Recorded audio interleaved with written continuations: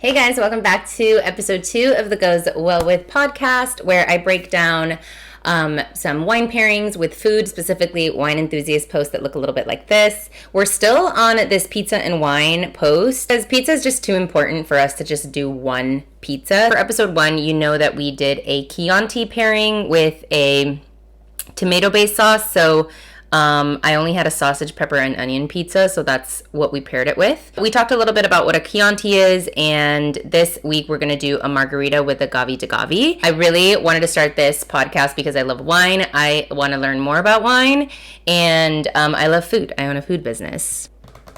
Shout out.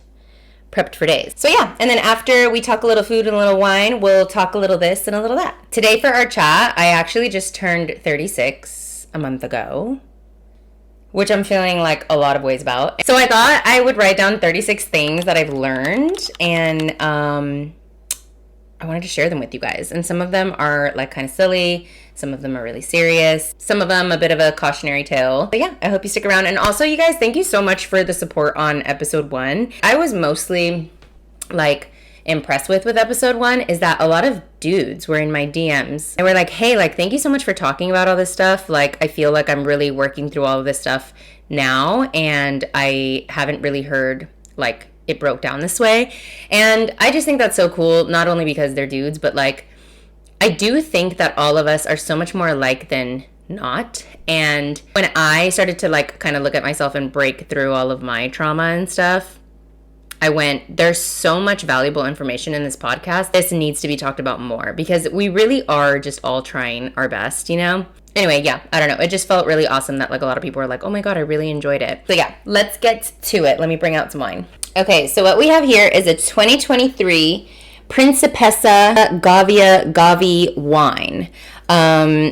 DOCG. I don't know what DOCG means, but when I was looking this up, I said, let me like look it up while we're together, and figure it out together, because like there's like so many words in wine bottles that I'm just like, well, what the fuck does that even mean? Not even that it's like, and it's in a different language, because there's that too, but yeah, there's just like different verbiage that I'm just like, I have no idea what this even means, because I saw certain bottles that are Gavi di Gavi, but it doesn't say DOCG, so I don't know what that means.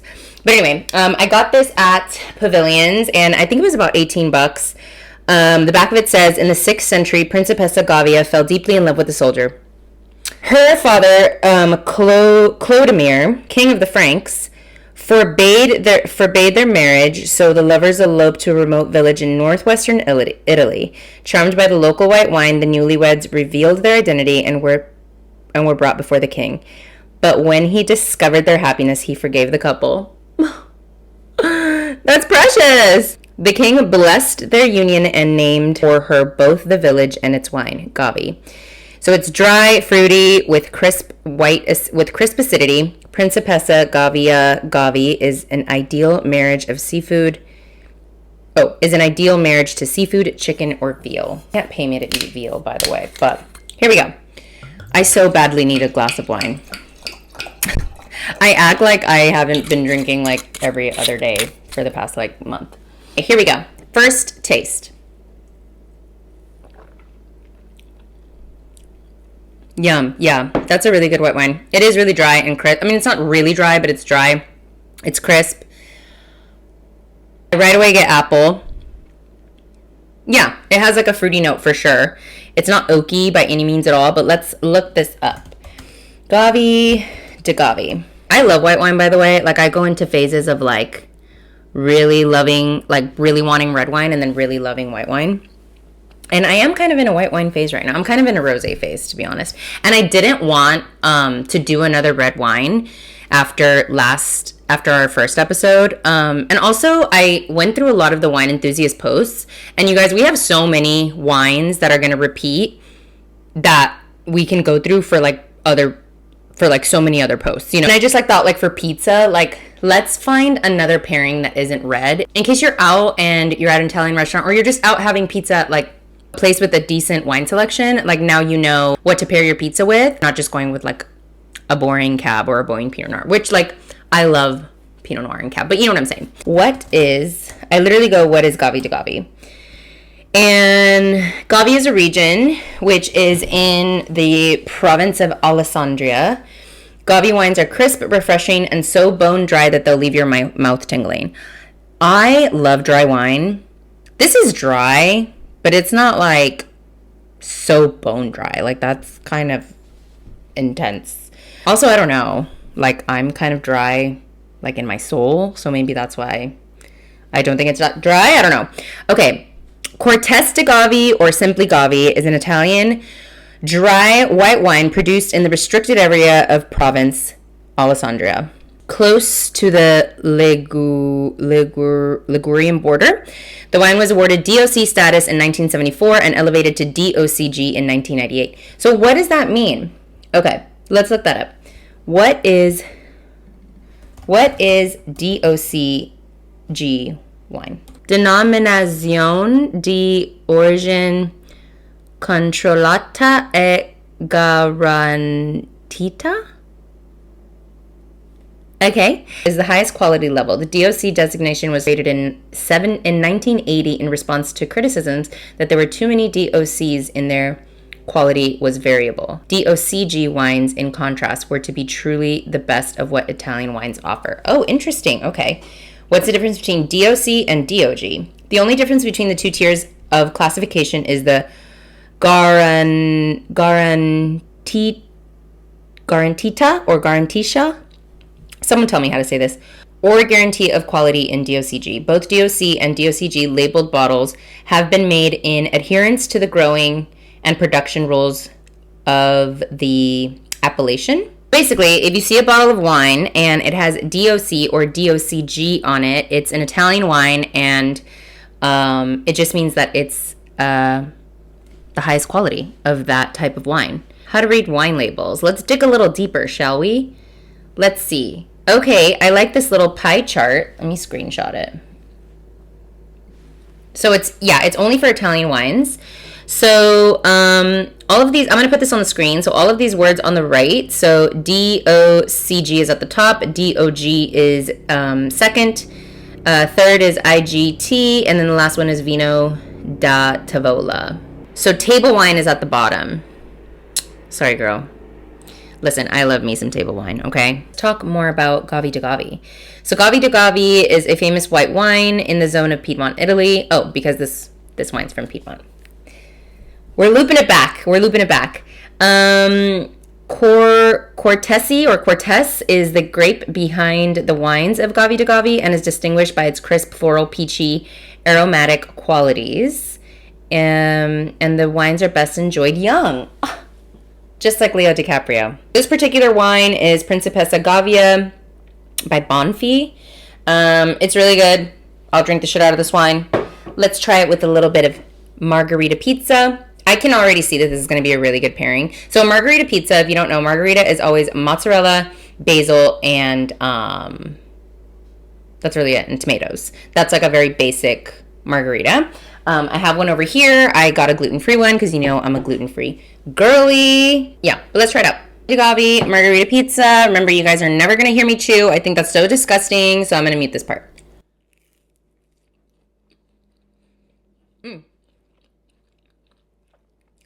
Yep.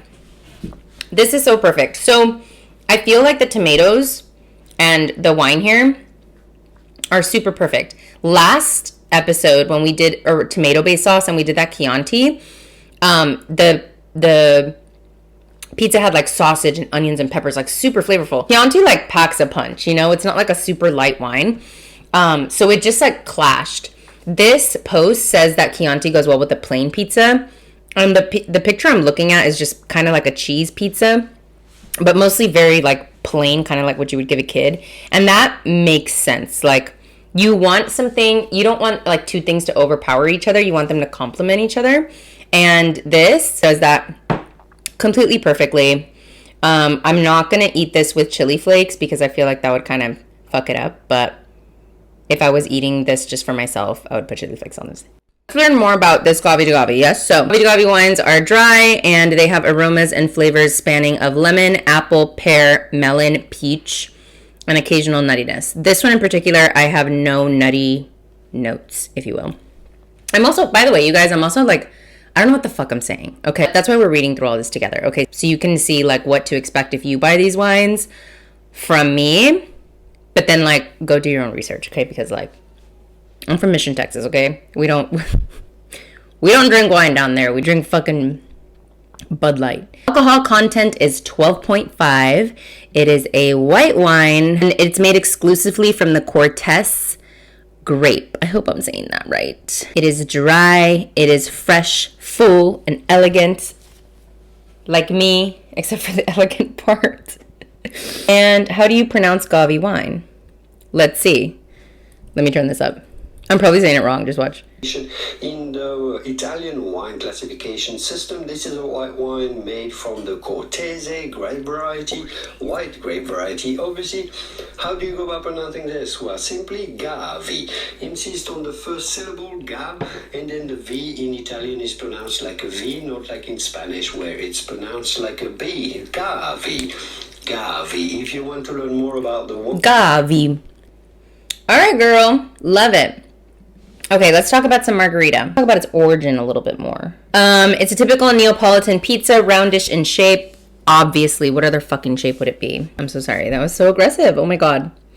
Oh, this is kind of fun. Okay, in June 1889, when the Royal Palace of Capodimonte commissioned the Neapolitan pizzaiolo Raffaele Esposito to create a pizza in honor of visiting Queen Margherita. That's so cute. Of the 3 different pizzas he created, the Queen strongly preferred the pizza swathed in the colors of the Italian flag. That's kind of fun. Okay, great. Well, there's a little backstory of the Margherita. I'm going to chow this down, and then we'll get into our episode.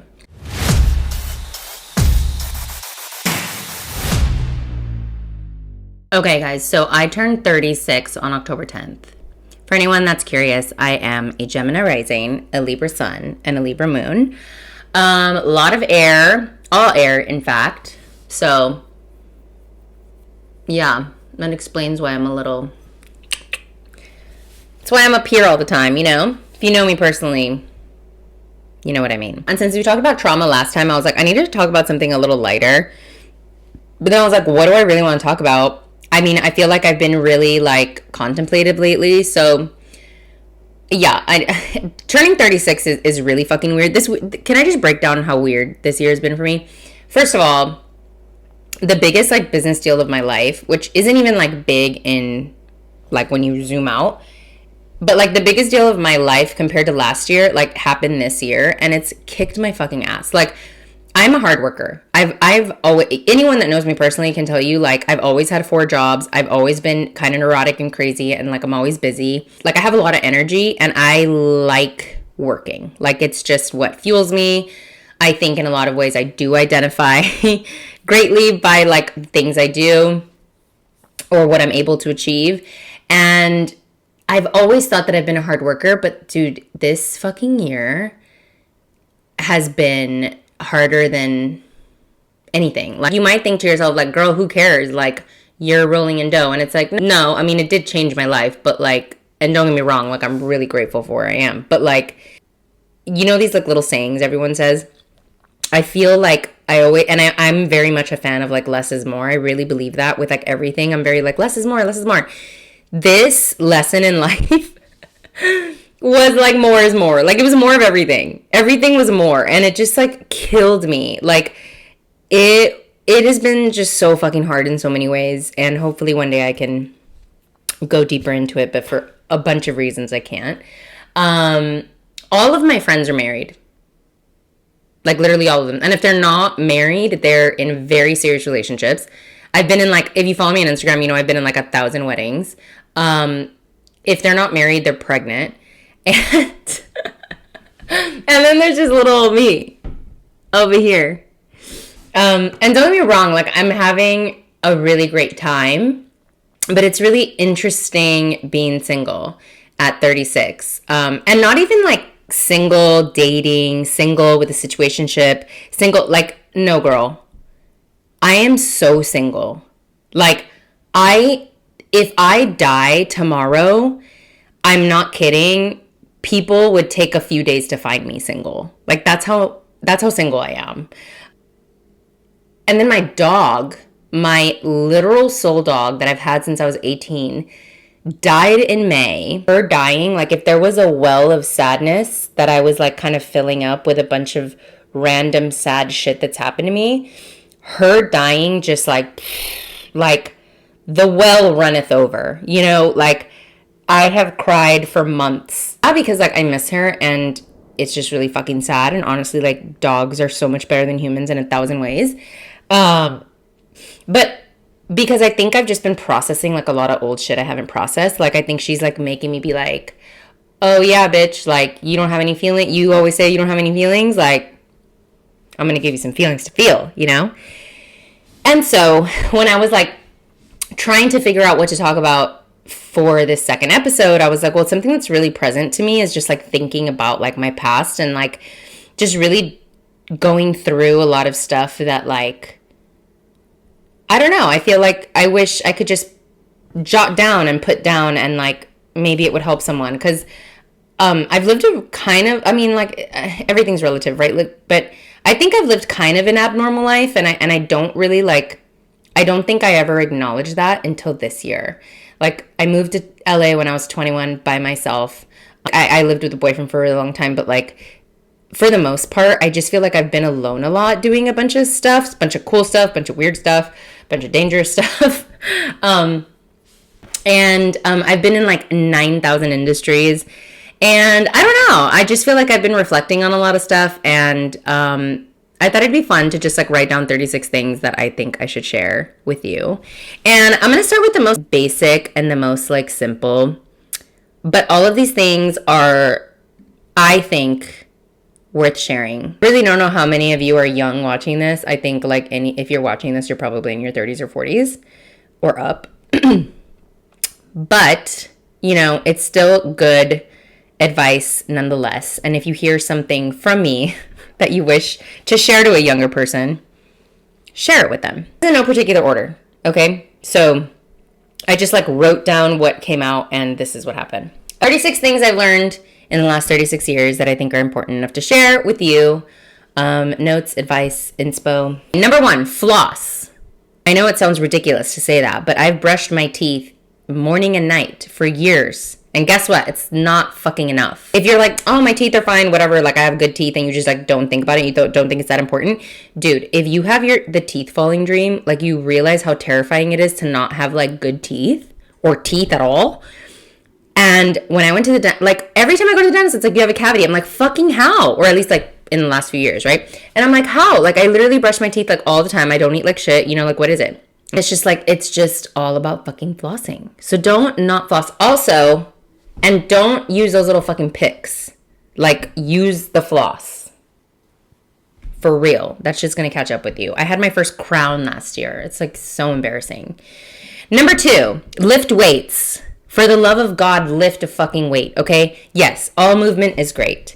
But I was just talking to my mom about this. Like, lifting weights is so much more than just, like, looking good, right? Well, I'll get to that in a second. But my mom has had, like, shoulder surgeries and all these issues.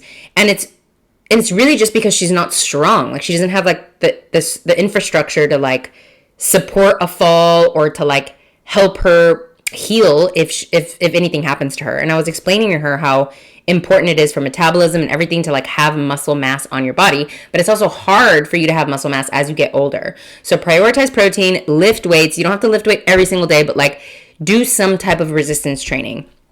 Resistance training meaning lift weights, yes, but Pilates also counts. I know this is silly, but pole dancing counts. Just anything that creates resistance in the body. That puts the muscle under time under tension, right? That's what you want to focus on. It's like once, yes, we all want to look good, you guys, but like once you like go over 30, let's say, like maybe, yeah, like after 30, like shit starts hurting. And if you get injured, it takes fucking forever to recover if you don't have any muscle. It's like having a house and you don't have any like foundation that's like strong to hold you up, you know? If you're someone that's just focused on looks, like stop saying I want to be skinny, especially if you're a girl. I'm talking about girls with this one because guys, I think they they know plenty that they should focus on muscle. But if you are a woman and you're watching this and you want to be fit and toned, you need to gain muscle. Like, stop saying you want to be skinny. It's like, I get what you're saying, but like, you trying to be skinny and you trying to look fit and toned, you're not going to get there like that. Like, yeah, you can get skinny, but if you want to look like fit and want to minimize like cellulite and you want to be, you know, smaller, that's all like recomposition, and you have to focus on gaining muscle, which means you have to eat. And girl, if you're scared, I get it. I didn't fucking eat for years. If you knew me like pre like 2019, you knew how fucking psychotic I was with food. Okay, so like I understand, but I'm telling you, lift some weights, gain some muscle, eat. Okay. Number 3. I'm getting hot. I'm getting hot in here. Number 3, eat whole foods. Whole food. I know it sounds ridiculous that I'm talking about this, but like I don't think it's ridiculous. I was a trainer for a long time, and it's shocking at like how much people don't know about food and nutrition. I'll try to keep this one short and sweet, but this is just how you think of it, okay? When you're about to eat something, you ask yourself, did this come from the earth? Like, did this come from the ground? Can I grow this? Can I plant a seed and grow it? Or can I see this animal like live? Okay. So an apple, from the earth. Rice, from the earth. Beef, from the earth. Oreos, delicious, but they're probably from a factory in fucking, I don't know, Montana or something. Let's actually look it up. Where do they make Oreos? Now I'm curious. We make Oreos? I guess they make them in New York, but you know what I mean. It's like if it comes in a package and it has a nutritional label, someone concocted a bunch of shit to make that be produced through a machine. Another perfect example: hot Cheetos, my most favorite processed food. Bad for you, really bad for you. I'm not saying that you shouldn't eat this stuff every now and then. I have some gluten-free Oreos in my fucking fridge right now. But mostly, look at your breakfast, your lunch, your dinner. Are you mostly having whole foods? And if you're not, fix that. You guys, it catches up with you. It's the whole reason why we all have cancer and all this other shit. Like, stop eating bullshit. Number 4, I'm really passionate about this one. So if you don't know, I was a yoga teacher for a really long time. The most life-changing thing that I got from my yoga teaching days was it taught me about yoga philosophy, which is a whole other subject. I'll actually make a episode about that if y'all are interested.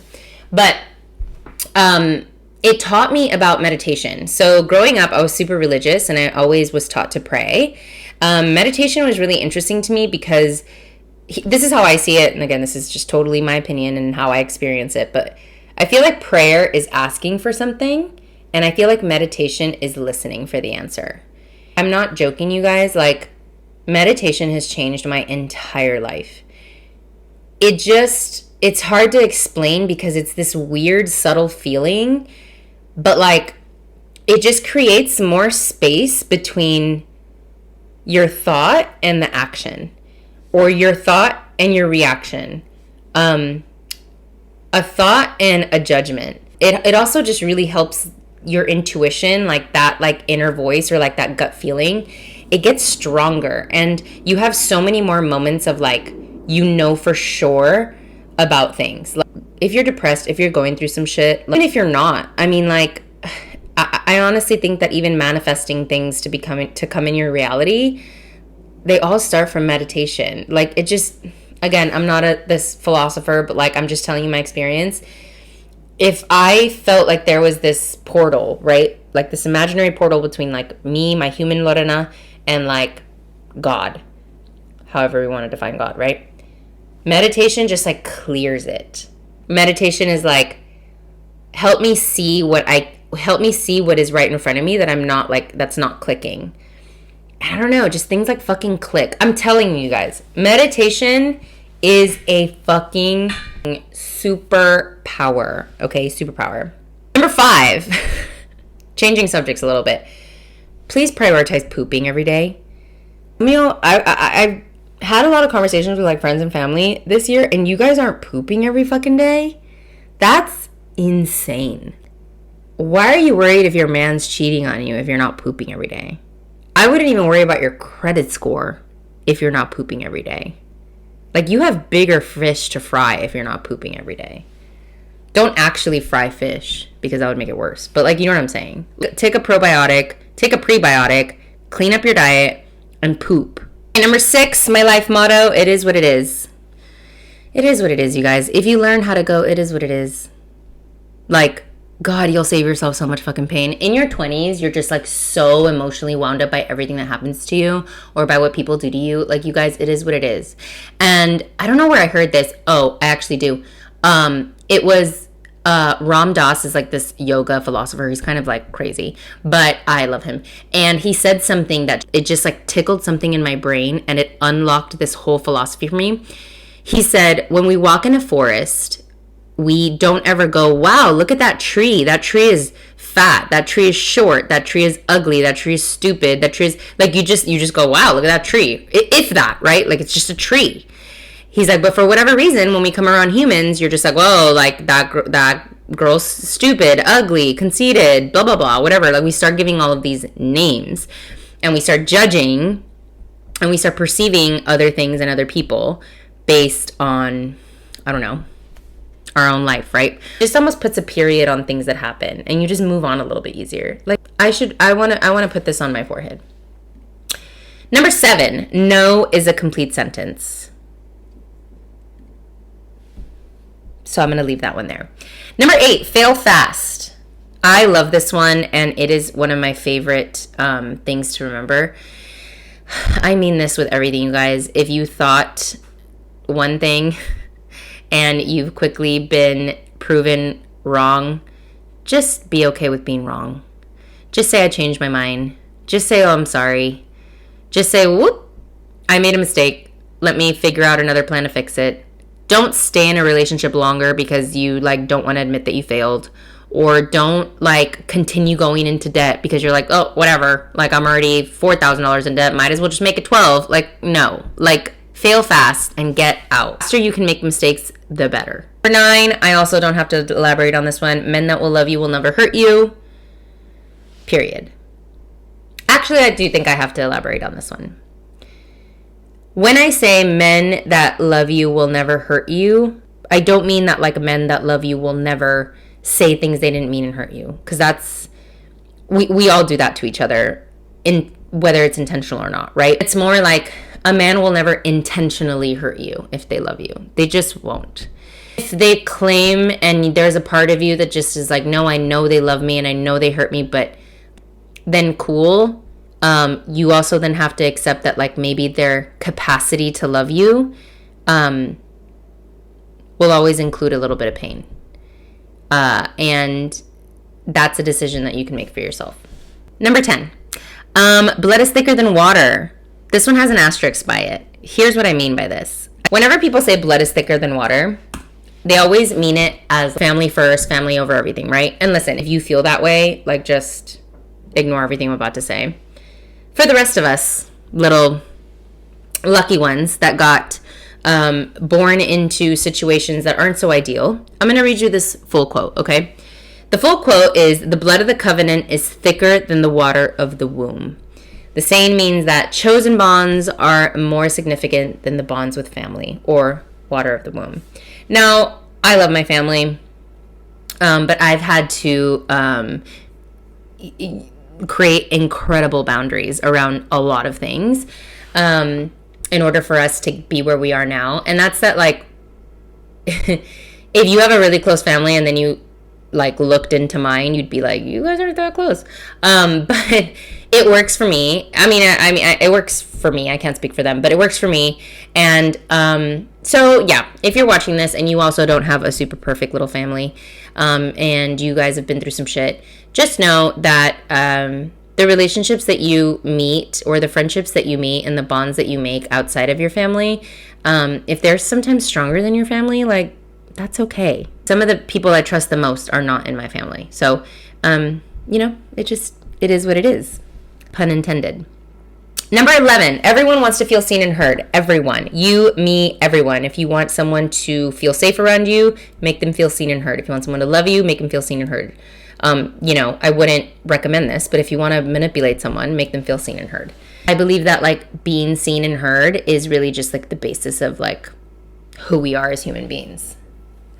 Think about all the people that you're close with. It's because they make you feel seen and they hear you. Like, they really hear you. They're really, like, in it with you. You know what I mean? They're not just like, wow, that's so crazy. You know those friends that are just like, bitch, I just talked to you for 10 minutes and you were just like, wow, that's crazy.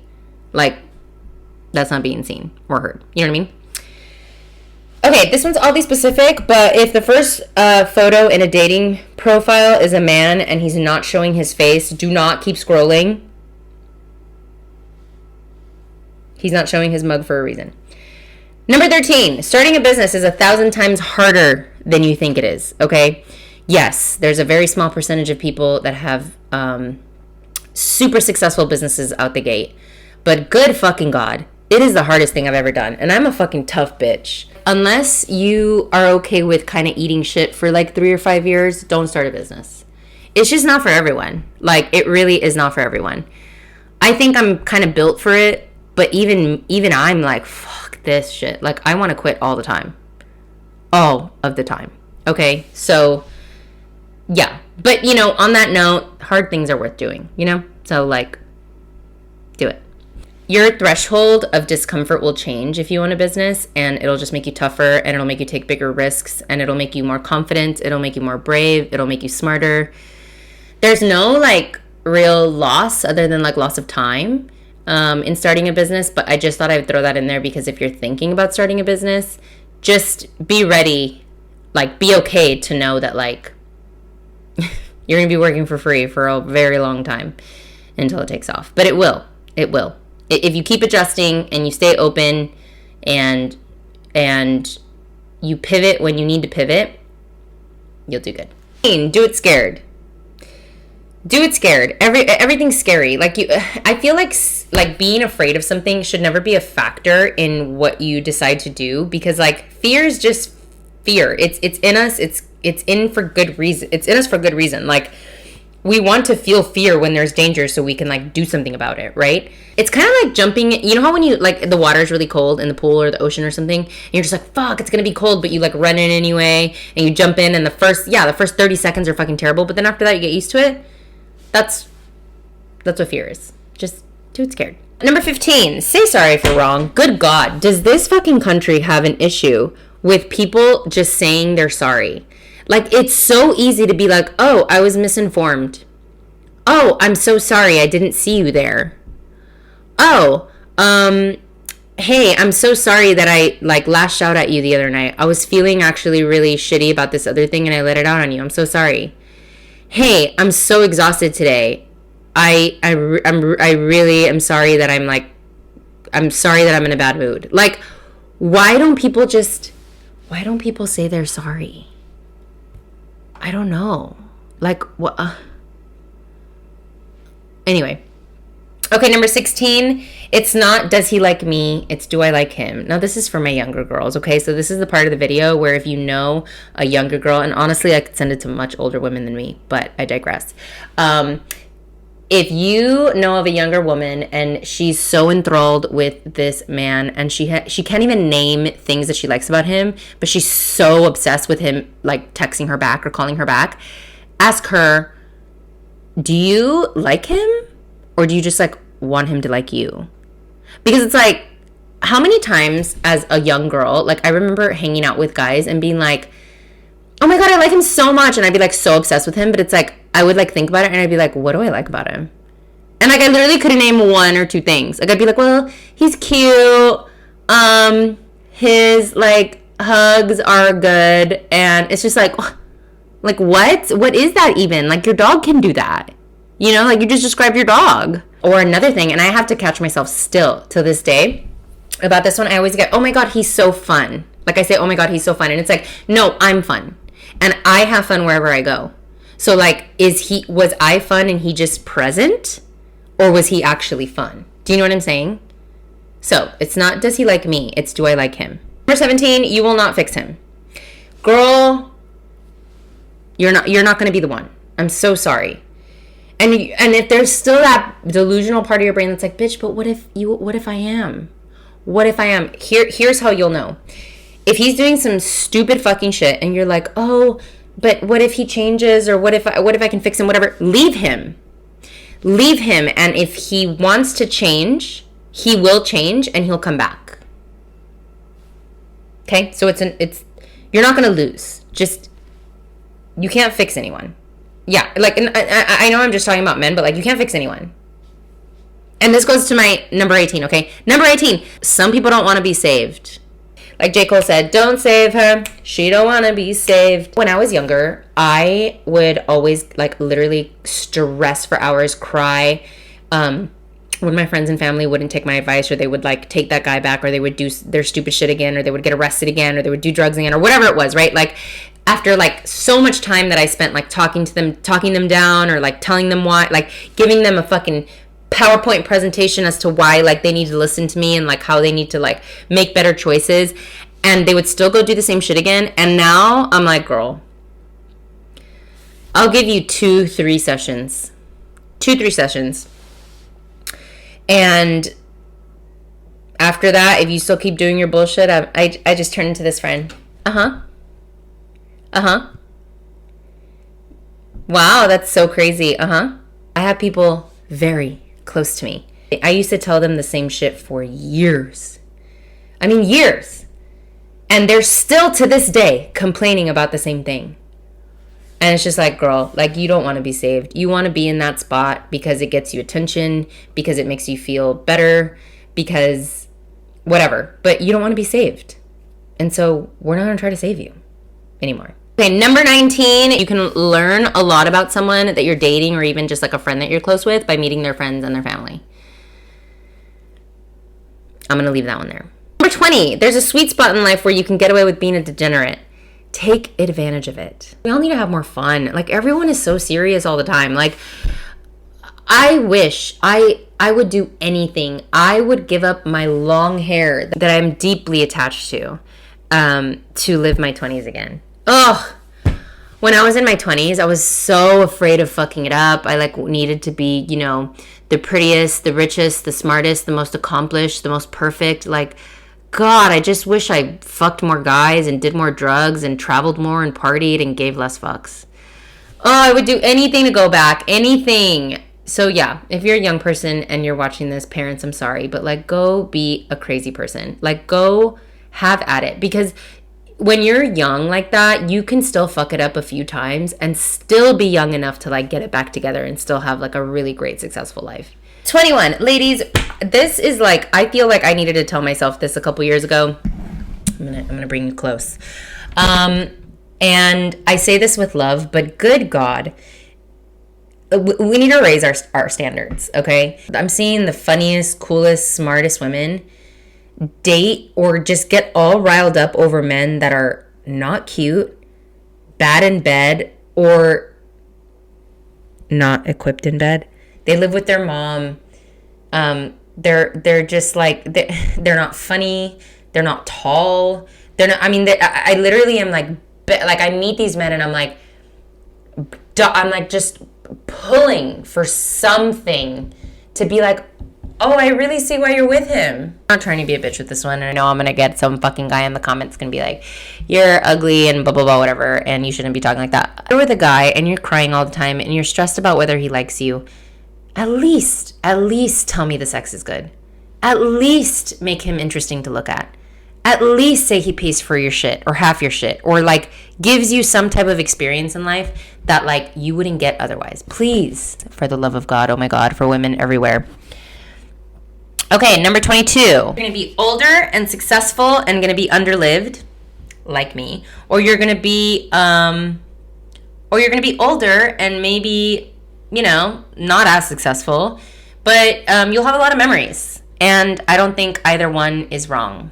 So just kind of know where you're at and be okay with it. And it's just kind of hard to have it all. So I needed to hear that one, so hopefully that helps someone. Number 23, if someone has a personality online that doesn't match their personality in person, do not trust that person. I know a lot of those where I'm just like, girl, what did you just post? I'm sorry, was that a Bible verse? Did you say something about being compassionate? Because you are the biggest fucking bitch I've ever met. Okay, number 24. Okay, this is a good one. I feel like this one's important. If you want to friend zone a guy but you don't want to hurt his feelings, just call him a name that like makes him feel less masculine. Just call him like, hey bud, hey pal, or you can be like, what's up big dog? Like you can also go super bro with him. Like, what up bro? Or like bud, buddy's a good one. You know, if he brother, hell yeah brother. Like if you want him to know like I will never be naked around you, just call him any one of those things and he'll get it right away. 25, trying to act cool is so not cool. Oh my God. Okay. I am not the brightest bulb in the fucking box, obviously. But there's one thing that I can smell from a fucking block away, and is when someone's trying to be cool or they're trying to act like they don't care about something. Like if you're trying to be cool around me, I think you're the biggest fucking bitch. And it's just not, I think it's really cool to just say how you feel. Like that's super attractive to me. Trying to act cool or like you don't care is so obvious. Let me tell you how obvious it is. You know how when people, and by people I used to do this, okay, so I'm allowed to say this. You know how when you're not feeling really secure in your body, maybe when you were younger, you were a little pudgy, you wore like a shirt over your bathing suit, and then you got in the water and the shirt stuck to you and you could just see your pudgy little silhouette? Like that's what you look like when you try to be like cool or you try to act like you don't care. Around me anyway. But I think most people can kind of fish it out. So, like, don't fucking do that. Like, if you're not cool, if you're not happy, or if something hurt your feelings, like, say that. Don't, like, try to, oh, no, I don't give a fuck. I don't give a fuck. Like, ugh. Bro, you give all the fucks. Get the fuck out of here. Okay, 26. No important decisions by 25. This might ruffle some feathers. I mean, you guys, science has fucking proved that our brain doesn't even develop at 25. When I look at a 25-year-old, I'm like, you are a literal child. And, like, to encourage 25-year-olds to, like, get married and have babies and shit, like, obviously, do whatever you fucking want. Like, and if that worked out for you, like, good for you. But, like, how is a 20... Do you remember when you were 25? I was a fucking idiot when I was 25. And you're just supposed to, like, know what you want to do for the rest of your life at 25. You're supposed to know that you want to marry this person for the rest of your life. Like, that's crazy to me. Stop putting pressure on people that are under 25. Yeah, that's all. I'm going to stop talking because I feel like I'm going to get in trouble. 27 is say how you feel in the most honest way possible. Because I just feel like most fucking conflicts on earth would resolve if we just went up to the person that we're having an issue with and say, hey, so that, you know, yesterday when that thing happened, it really, like, this is how it made me feel, and it really made me feel unsafe around you, and I feel like maybe we need to take some time to breathe. Or I don't know, like, hey, what you really said hurt my feelings. It made me feel like blank. Like, why is that so hard? And, like, I know why it's hard, because we're so scared of rejection. I think about this with my family. I think about this with, like, my ex, and we've talked about this together too, where I'm just like, why didn't we just sit down and say to each other, like, hey, it really hurts my feelings when you do this. Can you stop doing this? And that would have resolved, like, so many things. We should do that more often. Okay? That's, like, kind of for both of us, because I guess I'm still working on it. Number 28, don't rush anything. Don't force anything. You guys, I honestly, if you feel like if you are rushing a relationship, a proposal, a job, a project, God, for creatives, this is so huge. Don't rush it. Don't force it. Like, the flow of the universe and of life is so perfect. And whenever we rush or force anything, it just never works out how we want it to. Number 29, be a slut. Be a safe slut. But be a slut. Here's why. Because when a man has sex with a lot of women, he's just being a man. He's just having sex. But when a girl has sex with a lot of men, she's a slut. Okay, so you see how it's like the same action, but all of a sudden she's a slut? So I want you to be a slut. Please be a safe slut. Don't get knocked up by some fucking loser, especially if you're in Texas. But anyway, how are you going to know what you like unless you like, you know, get around? Do not ever, ever, ever, ever fight over a man. I'm not sure there's a more embarrassing thing that when you catch a man cheating on you or texting some bitch or whatever, and you go and shout at the woman and be like, stop texting my man. Girl, that is, if I ever do that, it is not me. They clone me like Kanye, okay? Because I don't think there's one man on earth that I would do that for. That is on your man. Do not embarrass yourself by shouting at her over it. Please. Ugh. Calling her a whore will not make your man less of one, okay? We're rounding home. 31. Your friend is always talking shit about other friends to you. She's also talking shit about you, okay? I've learned this one the hard way. Yeah. Number 32. Everything's hard. So if you're like, oh my God, I'm so broke. This is so hard. Yeah, well, that's really hard. And you know what is really hard? Going to school, going back to school, starting a business, having a third job, a fourth job. Being overweight is so hard. Everything hurts. Yeah, working out every fucking morning is really hard. Everything is hard. You have to choose your hard. Being single is actually not that hard. But being single can have its challenges. Being in a relationship is hard. Like, you just have to choose which hard you're okay with. But, like, you can't escape hard. And if you're escaping hard, you're just kind of being complacent and floating around through life until you die. And if you want to do that, I guess that's totally fine. But, like, if you're going back and forth because you're like, oh, this is hard, da-da-da. It's kind of like what I said about the being scared thing. It's like, don't factor something being hard or being scary in your, like, in whether you're going to do it or not. Like, everything's hard. Everything's scary. Just fucking do it. Number 33, I've caught myself saying this a lot lately. You guys, not to be super morbid, but we're all going to die. Like, we're all going to die. Like, why are we all rushing? Like, I find myself rushing for everything. Like, I'm like, oh my God, I have to be rich tomorrow. I have to get married tomorrow. I have to be famous tomorrow. And it's like, why? I have my whole fucking life. And if I don't have my life, I'm going to die anyway. So literally, who cares? Like, why are we all rushing? We're rushing to work. We're rushing to make things happen. It's like, why? Like, for literally why? 34. Creatives. This is very specific, but I'm a very creative person, so I think you need to hear this. If it's not working, it's because you're not being honest. So if you're writing and it's not working, it's because you're not being honest. If you're not hitting the note when you're singing, it's because you're not being honest. If you're writing and it's not funny, or if you're writing and it's just like it's just not flowing, you're just not being honest. Like the flow of source is perfect. So you just need to, like, kind of bow down to it. So just be honest. And it's not all going to be good. That's not the point. It's just about letting that stream kind of, like, flow. That's for, like, a very specific group of people.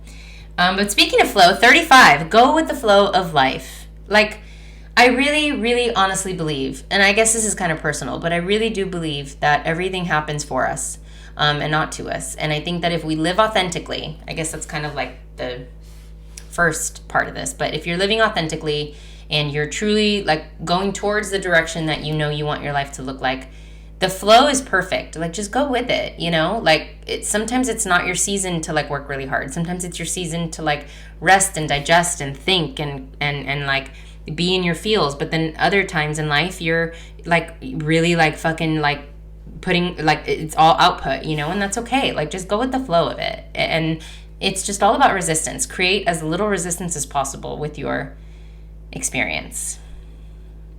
And lastly, I will try not to cry, but we're all just babies getting older, you guys. And, like, even your parents, I don't know, my mom was just visiting and I was telling her this, I think in your 30s is, like, when you're really like, process everything. And yeah, I don't know, I used to have a lot of feelings towards my family or even towards my mom or my dad that weren't super positive, but it's like they're just living for the first time too. You know, we're all just growing up, and we just need to be a little bit more understanding, and we need to keep our hearts open. And I say that all the time because it's not like we need to just say everything's okay, right? Like, people do fucked up shit to us all the time, and people make mistakes, but it's like you have to stay open, because if you don't, you'll close off and you'll just stop living and you'll stop loving. And no experience is worth stopping that for you, you know?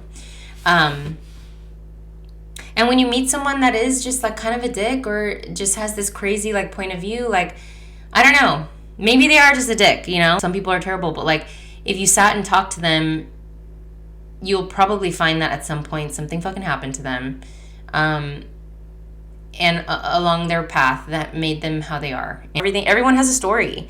And I don't think we can pick that story sometimes. So we just have to be more understanding, you know? And you never know what everyone's carrying around, and you never know what everyone's like been through and processed or hasn't processed, or you never know if anyone, you know, maybe they don't have a support system, or maybe they just don't have the vocabulary to like describe how they feel. And you know, maybe they were just stunted when they were really young and they stayed that way, and even though they're adults, they have like, you know, not that high of a EQ or IQ. And you just have to kind of go, this is just a baby that grew up that got hurt along the way, you know? And it doesn't mean you have to put up with stuff, and it doesn't mean you have to like be nice when someone's like clearly like disrespecting you, but it's just something to keep in mind. Like, we're all babies growing up. We're just getting older, and I think we're all trying our best. So yeah, this was long-winded. But yeah, 36 is weird, you guys. I feel like I should feel like more of an adult, but I just feel like a young little lady. I don't feel like an adult at all most days. I just want to fuck around and have fun. It's weird that everyone has these like really adult-ish lives around me, and I feel like I'm, in a weird way, I feel like I kind of already did that. So I feel like I'm in like this new era, but like I'm older. I have like age dysmorphia right now, you guys. It's very strange. I'm going through like a really weird time. I've been crying a lot, and it's not even that like I'm sad. I'm just like really like in my feels lately. I don't know. If you're even still watching this, like, I'm sorry, but also thank you. But anyways, episode 3 will come back really soon. I'm sorry episode 2 took me forever, but my freaking business sucks up my life. And then I went to Vegas and my mom was here. Episode 3, we're gonna have a little buffalo pizza, and we're gonna break down some Riesling. So I hate Riesling wine, so I'm excited for episode 3 because we're gonna do buffalo chicken pizza with Riesling, and hopefully it changes my mind. Hopefully I like it. So yeah, please like, comment, share. Please share with someone if you find this helpful. Tell your friends about it, and I'll see you guys next time.